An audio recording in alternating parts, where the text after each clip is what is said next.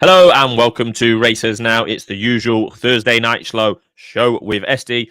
Looking forward to Epsom this Friday and Saturday. All sorts to get through. So there's going to be no small talk. Hopefully we're not going to go off any SD tangents. But let's start with last week, talking about that man, SD, who is absolutely on fire. He's miles in front of me. He's doing fantastic. 25-1 and 13-2 winners last week. There's the totals. Is way in front of me. That's 60 odd points or whatever, miles in front. And look how many winners he's had this season. For those that are listening and not looking, 25-1, 13-2, 6, 12, 10, 28, 12, 15-2, 2-1, and 11-1. That's just this season from SD. I'm not giving him any more credit, but I am going to ask him how he is. I'm good. Somebody said I was a smug prick on YouTube, didn't they? So I'll do my best smug prick impression tonight. Hello to that vagrant viewer. Yes, very good. Right, we're going to start with the big one. We are going to look at Friday as well. I've got plenty of selections Friday. It might be the first time ever that I've actually got more selections than SD, so I'm going to be smashing in. That could end up either in glorious or triumph or disaster. We'll find out. Starting with the big one. On Saturday, the Derby. We've already previewed every single runner here on the channel. Plenty of Derby and Oaks anti-post videos available. The 16 entered. 3 of the O'Brien horses came out as predicted, and 1 Ammo Racing that came out at the finals deck stage on Thursday morning. Yeah, SD, a final selection from you in regards to the Derby. Right, so selections even. Selections, yes, and that applies to both of us. That applies to both. Well, I think the first point is, and I'll go into the main selection in a minute, that Deira Mile, now the bookies are offering 4 places. That makes him a lot more appealing bet, certainly from a P&L point of view, than it would do 3 places. We covered him in detail on Monday, but in essence, he's improved no end since going to Owen Burrows. He won't mind the weather. It has been raining at Epsom tonight, I understand. Where are you? You're probably somewhere near Gatwick Airport. No, I'm 8 miles away. There was some rain when I entered the M25 earlier, but there hasn't been since. But yeah, it's the same forecast, same what I've been saying all week, really. Showers forecast throughout the week, virtually every day. He do in the most recent update, he did say it was going to be higher temperatures and less rain on Friday and Saturday itself, but the damage might have already been done by then. Yeah, I think Friday will ride worse than Saturday. Yeah, it is currently good to soft. It's good to soft, and I just think it will stay that way. Personally, I think it's a safe bet. Mile will stay, has a touch of class. Won well enough at Windsor. Reportedly did very well in the Gallop last week. Trained by a very good trainer. We both agree Owen Burrows is very good. And at 25, I can't resist a small nibble each way. Before you go on to your next one, I can pick holes in him, SD. I've gone back and watched this Deira Mile today. A lot of people have been talking about him. But he was odds on at Windsor. 5 of the horses in behind, they've got 5 next time out, 0 wins. RPRs of those 5 next time out appearances of 86, 57, 52, 57, and 40. The second has had 2 tries since in maidens and handicaps, a maiden and a handicap, and not 1. So, yeah, I think 25s is about the right price, to be honest. You can only beat what's in front of you. I'm basing more on that 4th and various other things. I think he's got a shot at it. Yeah. In a year with more question marks, more than maybe than normal. We're going to leave your secondary selection until the end of our Derby chat. I was just running through earlier. Like I said, we have covered nearly all the horses. I'm not going to try and do that now, but I was just looking. I think this Voyage is a crazy price. He was 28-1 on debut 43 days ago. He's now 20-1 for the Derby on just his second start. Dancing Gemini has been talked up by a few, including our friend David Egan yesterday when I interviewed him. He'll stay, but is that French Guineas form any good? Not for me. Do you think he'll stay? I think he will stay. I don't think that horse has. If you look at the way he runs, I don't think that horse has a hope in hell of staying. So you did say that the other day, to be fair. Yep. I'm not backing him, and neither are you. So we've come to the same conclusion through different avenues. Yeah, I think he's certainly bred to stay, but I don't think that French form is up to too much. Ambiente Friendly wants the ground as quick as possible. It could be glorious sunshine between now and 4:30 on Saturday, and it still wouldn't be quick enough for Ambiente Friendly. And I think he pulls too hard, and he'll blow his chance. Ancient Wisdom, I predicted earlier in the week that he would be the market mover. He's 7 into around 7-2 or 4-1. There's 3 at the top of the market now, but he wants it even softer than it is. And even as he said, 11-2 with the magic sign. Apologies. After the draw today, the sponsor was 7-2 each of 3. And SD has said about this Ancient Wisdom that he got beat a long way at York. So I think that's a fair enough cop. On the bets I'm having, you won't be surprised that I'm putting up Los Angeles. I mentioned him on Monday, and I'm still with him now. He's an official selection for me. Said it all before. He's unbeaten in 3 starts. He's a Group 1 winner at 2. Trained by Aidan O'Brien, will definitely stay. Any ground looks fine. Much entitled to come on for his Leopardstown Derby trial win, where he was well on top at the line. Will definitely get the further trip. And it is a massive, massive weekend for Wayne Lorden, who is for the first time in his life now the number 2 rider at Ballydor. You'll now Shamey Heffernan has moved on. So, you won't get a massive price on Wayne Lorden winning both the Oaks and the Derby this weekend. We'll come on to the latter. And with 4 places on offer, I think it is worthy of an each way bet, as SD alluded to earlier with his selection. And my second selection is this Bellum Justum, who I know SD gave a polite positive mention to the other day. He won the Epsom trial pretty well. It's not as important or popular or pivotal trial as it probably should be, given its over course and distance. Will stay. Form has been franked, half been franked by Chief Little Rock, who was 3rd that day at odds on, who wazzed in at the Cora over the weekend. The intention after that Epsom trial in April was to go to the Dante. They've skipped that. I don't know 100% why. I don't know whether he had a setback or whatever, but they've come straight here. I'm going to take that as a positive. And I think as a result of that, he's going a little bit under the radar. So 22-1 each way, 4 places would be my secondary selection. And that brings me on to SD to conclude the Derby with a bit of a controversial pick. Well, I wasn't particularly complimentary about Bellum Justum. I mean, it might get 4th. Look, the way to look at this is City of Troy is on all known form the best horse in the race and by some margin. Now, the game of betting is down to the balance of probabilities. Would I back him at 2-1? No. Would I back him at 3-1? It's borderline. Now it's above that. I think he's a bet. Now, we all have an off day. You've had an off day today. It's took you 5 hours to get down there. The poor man's got jet lag. City to had an off day in the Guineas. But the thing with this horse is there are various strands of form which I'm afraid are light years ahead of anything else in the race. I mean, I wouldn't look at Racing Post ratings normally, but this is just as a for instance. So City of Troy is given an RPR of 135. The next one in is 126. On Racing Post ratings, he's £9 clear.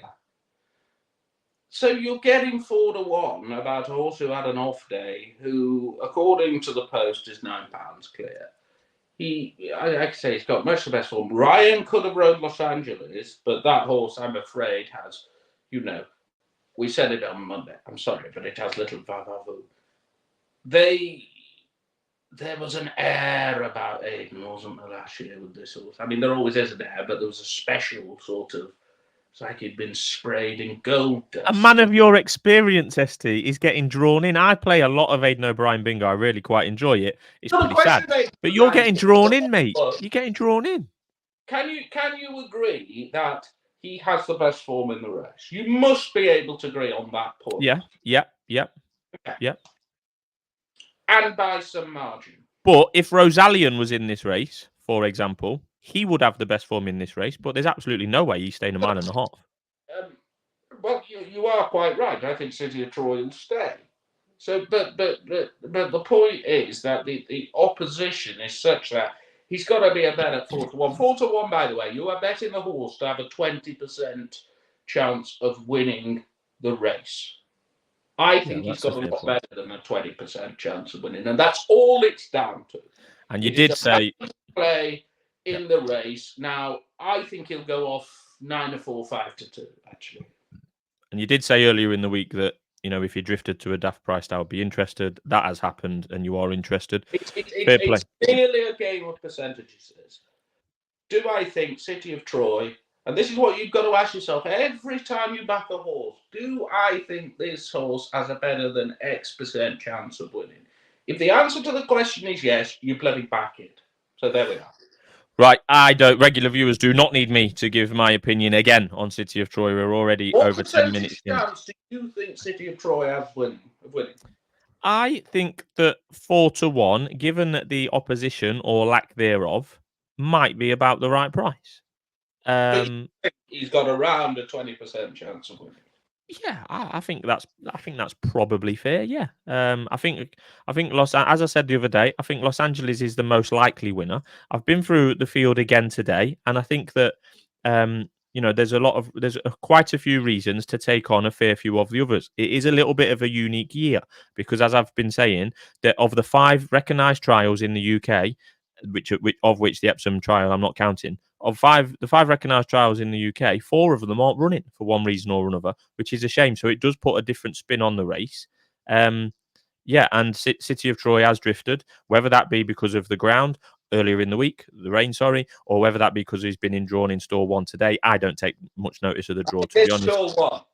Yeah, you know, I don't. I swear it's oath. Everybody remembers the great GG commentary of 1999, I think, and then another one won it, didn't it? Pretty recently. This stall 1 malarkey, it's absolute. Yeah, I've got no interest in it. I think that Los Angeles is the most likely winner. I think he's an out and out Derby type. I've gave the case for him. Is the form he's showed on track so far near City of Troy on ratings? No, but I think he's been campaigned as a Derby horse, i.e., you know, taken in a trial, whereas City of Troy took in a Group 1 classic. But you know, if the boys at Ballydoyle are that way inclined to use classic racers as trials or preps for other racers, then so be it. It doesn't quite sit right with me, but maybe that's what they do. Anyway, we're well in. Word on the Derby, because people have been crabbing it this week. It is the greatest race on the flat. It really is. You go back, you know, you look at your Nash ones and the last. We've not got time for this. There is no need to crab the Derby. It is a unique test. It's a great test. And Willie Haggy, I'm afraid, has done racing a disservice by not running economics. Absolutely. Right, we're flitting around a little bit. So we're going to the Oaks now on Friday. We've done the headline at the Derby. Now the Chiefs support the Oaks. It's taken me a while but I have decided, in my head anyway, that Ylang doesn't stay or won't stay well enough to win this. She is the class horse in the race, but I think that Stamina will find her out late on. I've got visions of Rhododendron, who was a very, very good horse, won multiple Group 1s after being second in the Oaks behind Enable. There's definitely not an Enable in here, I don't think, but I do think that Ylang won't stay well enough to win. And I think the other Aidan O'Brien horse, Ruby's All Red, that have been, you know, umming and ahhing about, showed way too much inexperience at Lingfield to win an Oaks just 20 days later on a similar-ish track. There's reasonable improvement and maturity over time, don't get me wrong, but she'll need a complete transformation on what we saw at Lingfield, in my opinion. This Ruby's All Red. I've got 3 against the field, and I will actually be doing a trifecta for a couple of quid, but that's not the bet advised here. The 3 that I think are going to be fighting it out are Forest Fairy, Ezaliah, and Caught You Looking. 2 of them are quite near the top of the market, don't get me wrong. Forest Fairy has quite a bit to do on ratings, don't get me wrong, but has only had 2 career starts, both this year, and surely there's more to come from her. As I made a case for her the other day in our preview, I thought that she battled really well. She would have learnt quite a lot at Chester as well on only a 2nd career start. Beckett has got 4 runners in here, and his unofficial number 1 rider, Rossa Ryan, is riding Forest Fairy. Chester was just a 2nd start. She had to get that back down to business. She had to get down to business there. And I know I sound like Aidan O'Brien, but would have learnt a lot if you watch the race back. Would have won by further with a clearer run that day, I think. Any ground looks okay at this stage of her career. Will stay. Each way, bet 4 places, 7-1. I do like Forest Fairy. And of the Irish horses that I have mentioned, Ezalaya is a big danger if staying. She's by Dubarwi, which is a question mark. He's never had a classic winner at Epsom. Dermot Weld, this one won the trial over in Ireland. And the horse she beat into fourth that day, Caught You Looking, when they met at Leopardstown, might go under the radar. She finished fourth. Ezalaya's towards the top of the market. But this Caught You Looking carried £3 more on the day. She was a good horse last year. It was the first run of the season. I do think Caught You Looking is a good horse. So that's one to keep an eye on as well. But the bet is Forest Fairy. Thank God you didn't put the Mead horse up. I think the last Group 1 winner he trained in Great Britain was in 1978, Phil Noel Mead. Of course, I think he's got a chance. That Caught You Looking, there's been money for it, but I can see why. I can see why.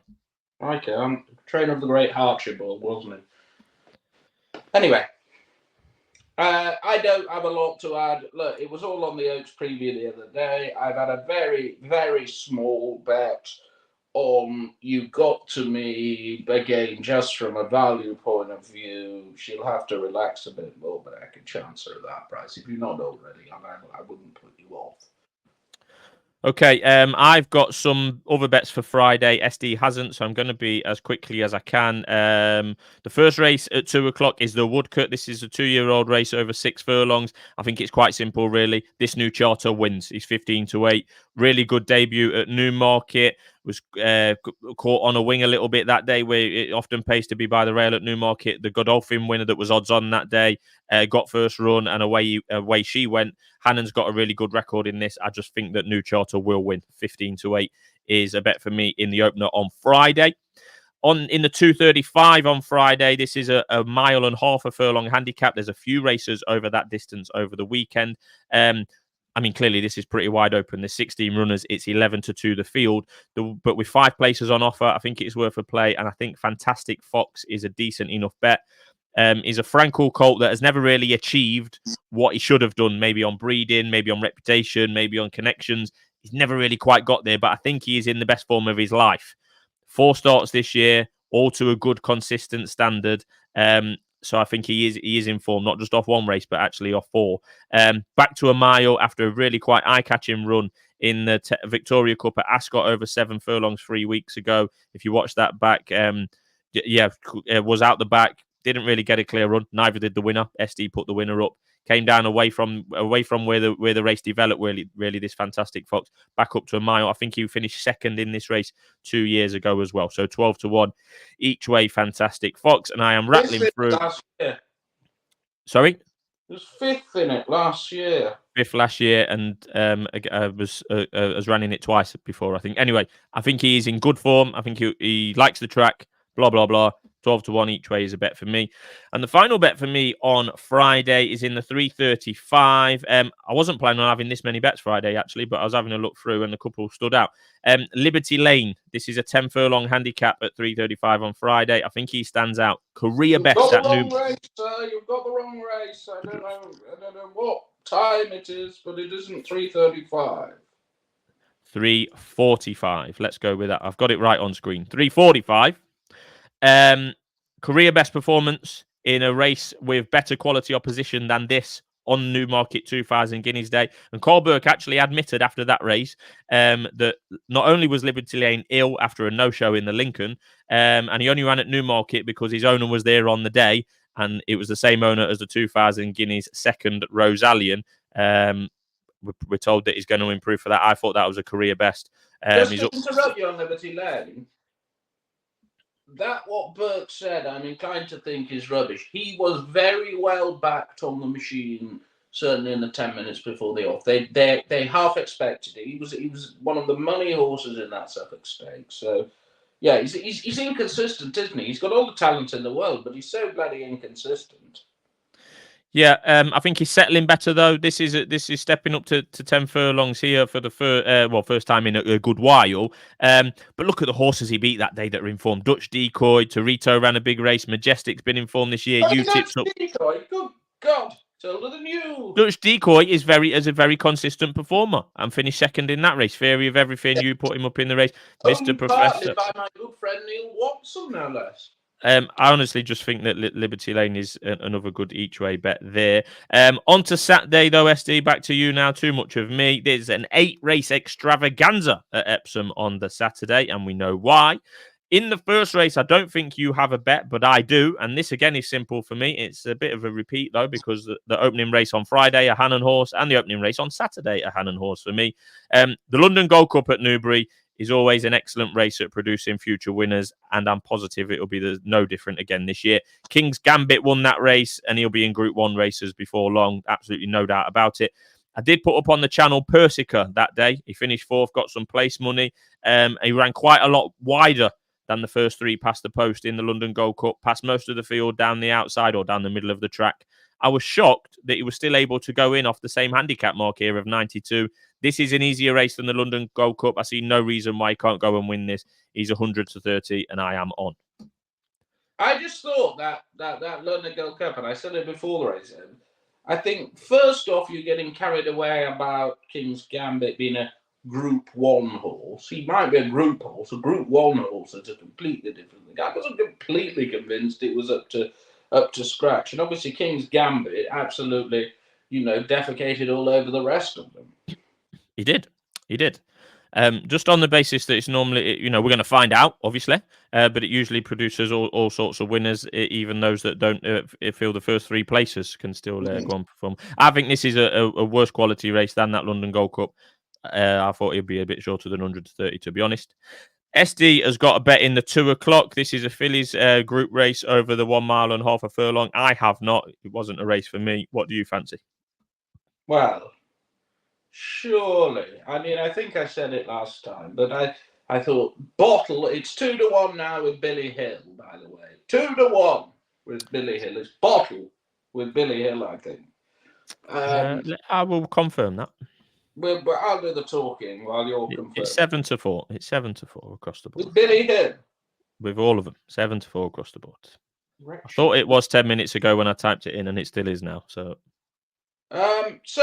yeah, running line. Look, she was 101 at Newmarket last time, and I, of course, had a wedge in her like a bloody idiot. But in all honesty, in short, the opposition is probably not as good here than it is at Newmarket. And I am a bit of a Running Lion fan, but I think she's a bloody good horse, and she's certainly got the pace for a race like this, And maybe if they hold on to her a little bit longer, that we're going to get a completely different result. And apologies, the Racing Post app is wrong. She's 7-4. She's still about at 7-4. I'd back her at 11-8 or bigger, to be honest.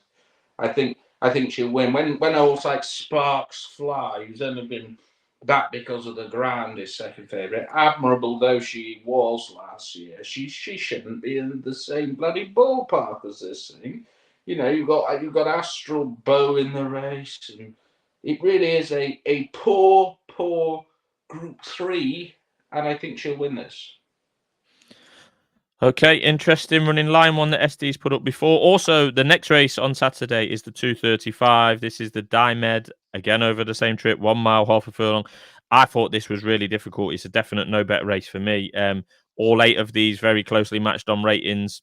The top 5 in the market all ran a long way below their best on their most recent starts. All of them. And Besto, all of them. Yeah, I really struggled with this, but SD does have a bet. I do have a bet.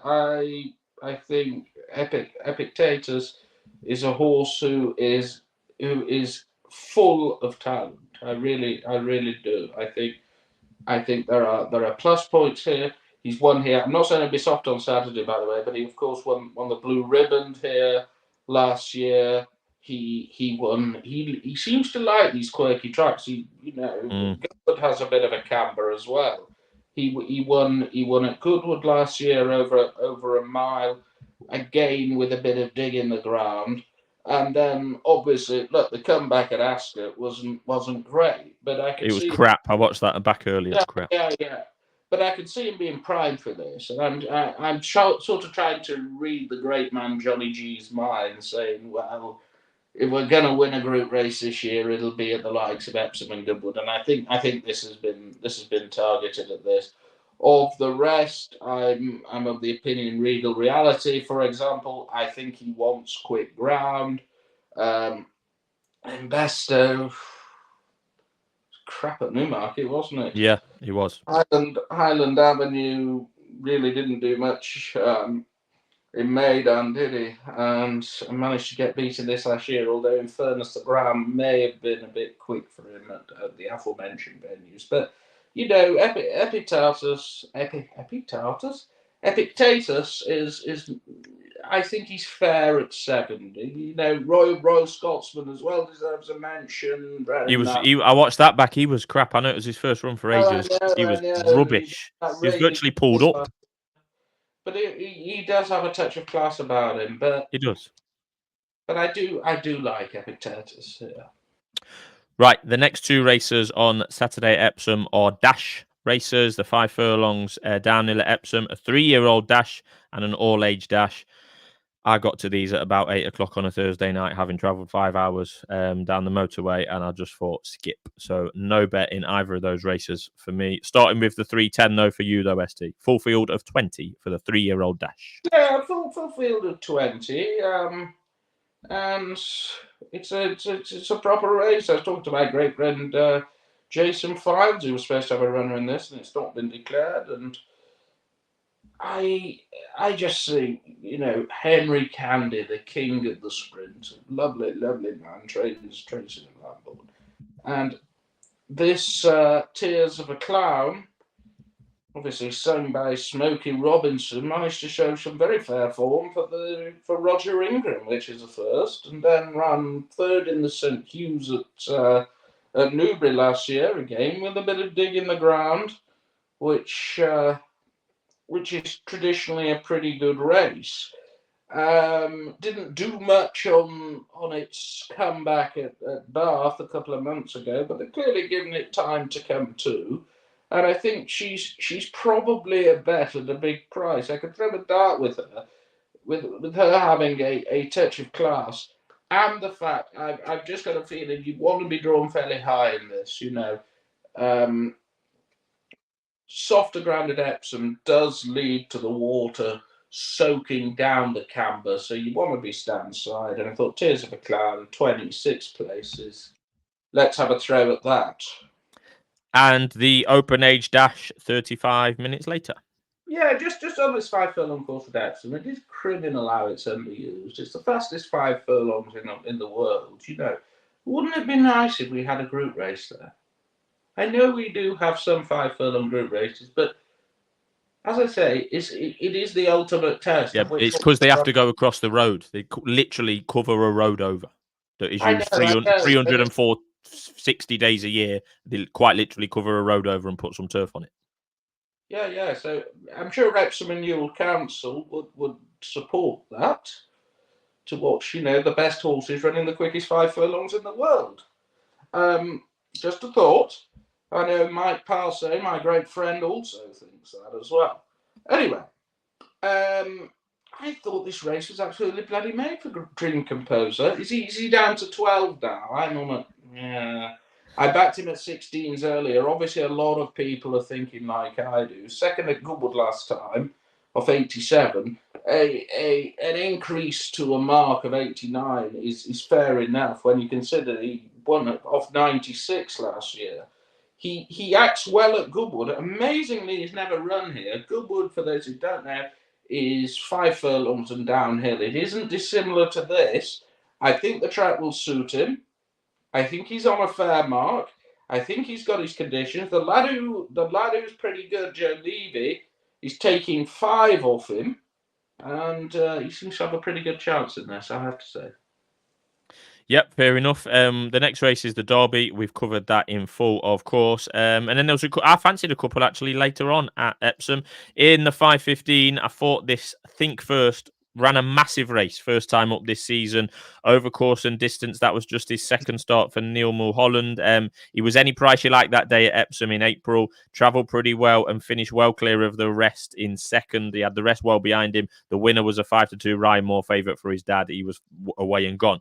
Think first, then went to Ascot, where a wide draw and a messy early part of that race saw him unable to settle, slightly hampered inside the final furlong. Somehow gets in here off £2 lower mark than the last time he was at Epsom. I didn't quite understand that. This is a better race, don't get me wrong, but I fancy him to go well. He's 16-1 each way, 4 places. And I think I'm possibly leaving the bet of the weekend. I'll show that one on screen. The bet of the weekend until last, actually, in the 550. This is a 6 furlong. Is it Mum's Tipple? No, Mum's Tipple is your horse. I have tipped all the other Hannon horses up, don't get me wrong. No, it is not Mum's Tipple. I think you might like this one, SD. I think I could even convince you. In a race full of exposed handicappers, this is the 550. I thought Flaming Rib was really, really interesting, and it is very, very rare that me or SD put a positive word in for a Hugo Palmer trained horse. But I think this is a stonking each way bet, 16-1. This horse was 2nd and 4th in separate Group 1 races in 2022. Spent most of 2023 globetrotting. You can put a massive line through his last run where he was badly hampered in a better race than this at Lingfield around some really quite good and normally black type horses rather than handicappers at Lingfield. Rohan, etc. were in there. 2021, Flaming Rib, no good on his first start, won on his second start of the year. 2022, no good on his first start, won on his second start of the year. This is his second start of 2024, albeit the first start was on March the 1st. Yes, don't get me wrong. A slight break there. He's £9 below his highest official rating. He doesn't that often run in handicaps. Hopefully the track will be fine. We'll find out. But I thought 16-1 each way, 5 places was really, really interesting. Oisin Murphy riding. Yeah, I have put up quite a few bets this week, but that's a confident one. You put up a good case. You just got to return to form, hasn't he? Anyway, we're going to follow that, aren't we? With this Hugo Palmer trained loving. Don't mention. Oh, I didn't notice that. Day years ago. No, don't mention that to posh Hugo. That was very quickly brushed under the carpet. Yeah, as was Charlie Longston last week. We're never far away from a brush from that carpet being picked up and brushed under. The carpet is always well brushed at the regulator, isn't it? And basically Stenton glider up at Musselburgh. But you've got a good card up at Musselburgh. Shame on Musselburgh charging £45 to get in. But lots of good group race form last year. Ran a very good race at Lingfield, first time up in a Group 3. Only beaten a neck in a Group 3. Leeds, you want to lead round Musselburgh. Wins. Easy. Great. Well, I've actually said that about a couple of horses tonight. New Charter and Persica, and you've said it about the last one. Right, all sorts covered there. We've gone way over the normal, but there's so much to cover. And if you have made it this far, we will, of course, be previewing Hexham for Saturday. Britain's most scenic in full. So tune in, and we'll be back with Hexham as well. But yeah, really good luck for the Derby and the Oaks. Thanks for tuning in. We've all sorts of content out this week, but it is the tipping that matters most to us. SD's miles in front, as we've already shown. Hopefully, I can make some inroads this weekend. Thanks for tuning in, and we'll be back soon here on Racers Now. Good evening.